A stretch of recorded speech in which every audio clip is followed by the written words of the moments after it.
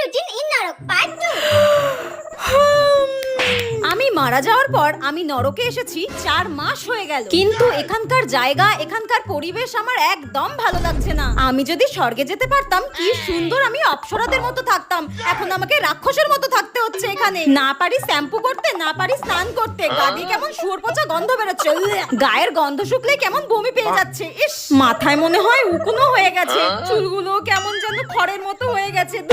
আমার best friend আর আমি তো একই দিনে মরেছিলাম, কিন্তু ও গেল স্বর্গে আর আমি কেন নরকে এলাম? শালার জমরাত সব পাপ যেন আমাকেই করতে দেখেছে।